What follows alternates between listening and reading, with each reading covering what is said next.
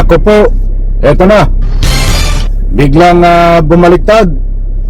Dalawang abogado ni Sara Sayad Lustay Duterte. Titistigo laban ho sa kanya. Ay, ito na nga ginaganon ko ho. Lumalabas na ang katotohanan. Alright, welcome back to my YouTube channel. I'm Andy's Vlog.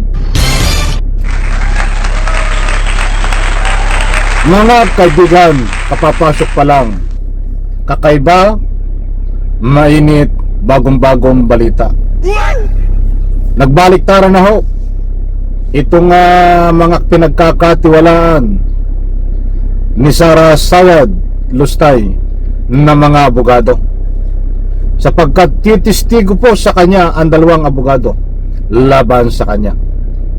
I-like muna natin ang video na ito kung nagustuhan nyo po. Please subscribe my YouTube channel. Ito na nga ang ginaganon ko. Ang lahat ay mayroong hangganan. Baka ito ay nakapag-isip-isip. Tama ba? Ito ba ay tuluyan ang bumaliktad? Marami ho ang nagtatanong dito mga kaibigan. Kahit saan kayo umikot na malalaking stream media, ang daming nagbibigay ng anumang public opinion dahil gusto nilang malaman kung bakit biglang titistigo laban kay Sara Sayad Lustay ang dalawang abogado laban sa kanya. Ito pong abogado na ito ay naging tauhan niya. Hanggang ngayon, tauhan niya po ito, mga kaibigan. Ano po ang naging dahilan? Kaya't mga kaibigan, ibabahagi ko po sa inyo itong ano ang rason, ano ang nagtulak para kalabanin niya ang kanilang amo na si Sara Sayad Lustay Duterte upang tumistigo labang kay Sara Sayad Lustay. Kaibigan, ito po kapanapanabik. Sa mga nagtatanong, ito po ang kasagutan, mga kaibigan. Pakinggan po muna natin ito, mga mahal kong taga-subaybay, dahil pumapalag si Sara Sayad mayroon siyang katuwiran. Bakit daw gagawin testigo? Bakit nagkaganito? Nagtatanong siya pumapalag ng mabuti. At sa bandang gitna nitong ibabahay ko po sa inyo, ay ibibigay ko po sa inyo ang kakulangang resibo na itong dalawang abogado na ito ay titistigo labang kay Sara Sayad. Pakinggan po muna natin itong si Sara Sayad. Yan o si Sara Sayad, mga kaibigan. Yan po ay ibabahagi ko sa inyo itong kanyang pagpalag. Nagreklamo siya, hindi raw po pwede walang magagawa. Iniwan ka na ng mga abogado mo. Kinanta ka na. Ano kaya ang kanta nito? Nasa tono? Kalupit ng kapalaran. Ayoko nang ituloy. Talaga malupit ang kapalaran. Ito, Yung comment ni ma'am, after sufficient substance pa yun, and this ma'am on Monday daw po, send po ba kayo ng response daw po yun?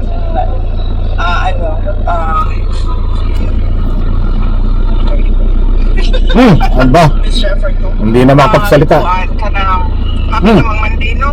Ano? Ito kung mag-try o dili. Ano? Antay na lang sila na mga taga-House of Representatives. Vice, kalalabas ng balita, possible daw na i-exclude sa defense panel yung si Monsayato, at si Attorney Owa. May conflict of interest daw. Ngayon ko lang narinig na yung respondent ay hindi pinapayagan kung sino ang kanyang lawyers. So, ayun lang ako nakarinig ng circumstance na hindi pinapayagan ang respondent kung sino ang pinipili niya na lawyer. So, antayin na lang natin kung ano mangyayari. Isingin mo, Yan mga kaibigan ang pahayag ni Sara Sayad Lustay. Huwag po kayong aalis. Ibabahagi ko po sa inyo itong katunayan na sila po ay gagawin testigo. Maliwanag naman po. Ang sabi ni Sarah Sayad, ano ba ito? Talagang may sayad? Hindi makapagsalita ng diretsyo, mga kaibigan. Bakit daw ngayon lang daw siya nakakita na ang kanyang abogado ay gagawin testigo laban sa kanya? Ay paano kung may ebidensya nga? Sila ang kasangkot mo at marami nilang nalalaman tungkol sa mga illegal mo. Ito ang katunayan, mga mahal kong taga-subaybay. Babahagi ko po sa inyo. Ako, matindi ho ito. Nandiyan ho, naka-flash sa screen. Buhat sa Abanti. Dalawang abogado ni BP Sara bet gawing testigo ng kamera sa confidential funds. Abay, kakaiba ho ito, mga kaibigan. Dahil diniklara ho ni Sarah Sayad lustay noong nakaraang last week, na kumpleto na ang hanay kanyang mga legal team sa pagtanggol na magtatanggol sa kanya sa impeachment. But ito po ay kalalabas lang na balita ay dalawang abogado ni BP Sara ang hindi pwede na ipagtanggol siya dahil mayroong conflict of interest at gagawin nilang testigo. Abangan po natin, mga kaibigan. Marami ho ang nagbibigay ng kanilang public opinion. Ang dahilan ba ito ay bumaliktad o tuluyan ang babaliktad? Kasi pag titistigo ka, ay dapat isiwalat mo ang buong katotohanan, hindi po ang kasinungalingan. Kung titistigo ito, ano po ang mangyayari?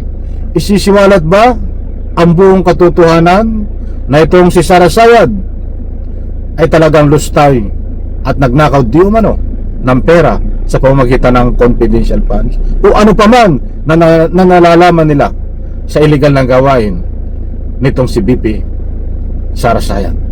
Ay may magagalit na naman sa akin. Ay hindi pala, mayroong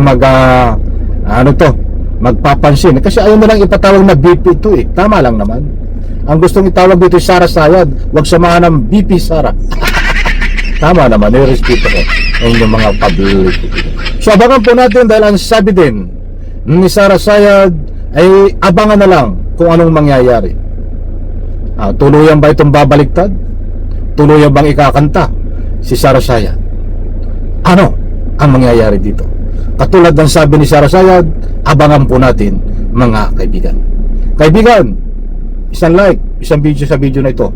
Pakishare din po, mga mahal kong taga-subaybay. Maliwanag.